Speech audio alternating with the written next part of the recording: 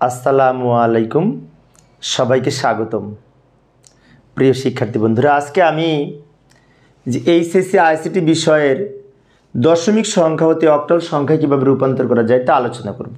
যেমন 106 সংখ্যাটির ভিত্তি 10, সেজন্য এটিকে বলা হয় দশমিক সংখ্যা।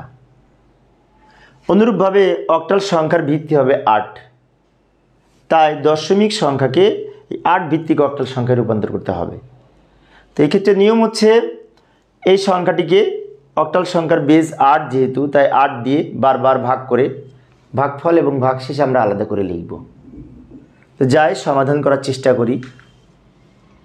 এই যে প্রথমে 106 এখানে লিখে দিব, লেখার পরে বামে একটি দাগ দিব, নিচে একটি লম্বা দাগ দিব, দেওয়ার পরে এইখানে লিখব 8। 106কে 8 দ্বারা ভাগ করে আমরা ভাগফল যেটি পাবো প্রথমে লিখব, আর ভাগশেষ যা থাকবে শেষে লিখব। তাহলে 106কে 8 দ্বারা ভাগ করে আমাদের দেখতে হবে ভাগফল কত এবং ভাগশেষ কত, তাই না? তো আমরা 106কে 8 দ্বারা ক্যালকুলেটরে ভাগ করতে পারি, অথবা আলাদা জায়গায় রাফ করে নিতে পারি। তবে আমাদের আলাদা জায়গায় রাফ করে শেখাটাই উত্তম হবে, কারণ পরীক্ষার হলে বিশ্ববিদ্যালয়ে ভর্তি পরীক্ষা অনেক সময় ক্যালকুলেটর ব্যবহার করতে দেয় না। সেজন্য আমরা এই যে ডান দিকে আমি রাফ করে দেখাচ্ছি, জায়গা আছে এইখানে। এই যে 106কে আমি 8 দ্বারা ভাগ করে নিলাম, একটু দ্রুত দেখালাম সময় সেভ করার জন্য। 106কে 8 দ্বারা ভাগ করে ভাগফল পেলাম 13, 8 13 104। এটা থেকে এটা বিয়োগ করে হচ্ছে 2, অর্থাৎ আমরা ভাগফল পেলাম 13, ভাগশেষ পেয়েছি 2। তো নিয়ম অনুযায়ী এই যে ভাগফল 13 এটা আমরা প্রথমে লিখব, ভাগফল যেটি পাবো সেটা আমরা প্রথমে লিখব, আর ভাগশেষ যেটি থাকবে সেটি আমরা শেষে লিখব। ভাগফলটা প্রথমে লিখব, ভাগশেষটা শেষে লিখব। লেখার পরে এই 13কে আবার 8 দ্বারা ভাগ করব। এখানে যতক্ষণ সংখ্যা থাকবে ততক্ষণ 8 দ্বারা বারবার ভাগ করতে হবে। যখন শূন্য হবে তখন আর ভাগ করব না। এখানে একসময় শূন্য হবে, সামনে যায় আমরা শূন্য পাবো।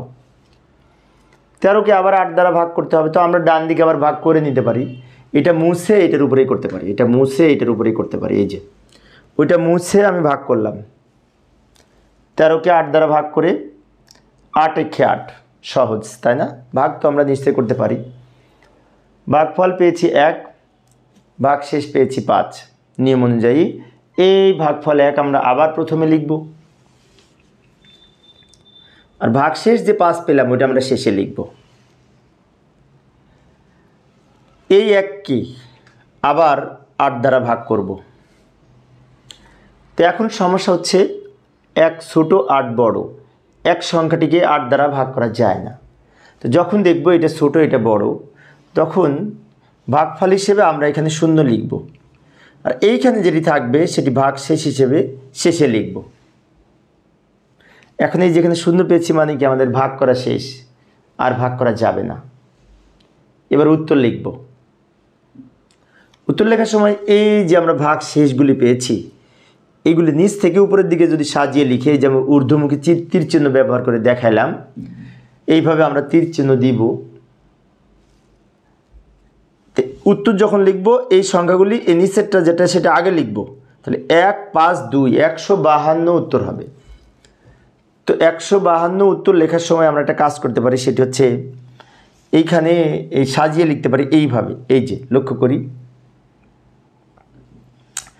106 প্রশ্নে ছিল 10 ভিত্তিক দশমিক সংখ্যা সমান, এই 1 আগে লিখেছি, তারপরে 5 লিখেছি, সবার শেষে এই 2 লিখেছি, তাই না?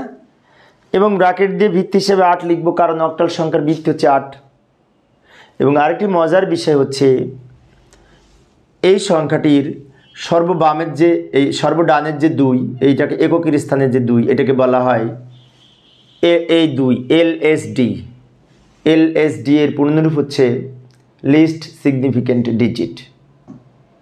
আবার এই সংখ্যাটি সর্ববামের যে প্রতীক এটাকে বলা হয় এই 1, এটিকে বলা হয় এমএসডি। এমএসডি এর পূর্ণরূপ হচ্ছে মোস্ট সিগনিফিক্যান্ট ডিজিট, অর্থাৎ সর্ববামে যেটি থাকবে সেটিকে বলা হয় এমএসডি, আর সর্বডানে এককের স্থানে যেটি থাকবে সেটিকে বলা হয় এলএসডি। অবশ্য বাইনারি সংখ্যা যখন আমরা নির্ণয় করি, বাইনারির ক্ষেত্রে এটিকে বিট বলে, তখন আমরা লিখব MSB আর LSB বাইনারির ক্ষেত্রে। কিন্তু বাইনারি বাদে অন্য যে সমস্ত সংখ্যা রয়েছে, যেমন ডেসিমেল, হেক্সাডেসিমেল এবং অক্টাল, সেই ক্ষেত্রে এই ডি লিখব বি এর পরিবর্তে, MSD আর LSD, কারণ বাইনারিতে বিট হয় আর বাইনারি বাদে অন্য সকল ক্ষেত্রে ডিজিট হয়। তো প্রিয় শিক্ষার্থী বন্ধুরা, এই ছিল আমার আজকের আলোচনার বিষয়। আমি অল্প অল্প করে আলোচনা করি যাতে তোমরা ভালো মতো বুঝতে পারো। যাওয়ার আগে আরেকটি বিষয় বলে রাখি, সেটা হচ্ছে আমাদের এই অঙ্কের প্রকৃত সমাধান কিন্তু এই বাম দিকের অংশটুকু, আর ডান দিকের এই যে বক্সের মধ্যে লিখেছি এটি কিন্তু রাফ গণনা কার্য, এটুকু আমরা আলাদা জায়গায় করতে পারি, কিন্তু অঙ্ক এইটুকু করতেই হবে মাস্ট। আশা করি তোমরা এখন পারবে। তো প্রিয় শিক্ষার্থী বন্ধুরা, এই ছিল আমার আজকের আলোচনার বিষয়। আমি অল্প অল্প করে আলোচনা করি যাতে তোমরা ভালো মতো বুঝতে পারো।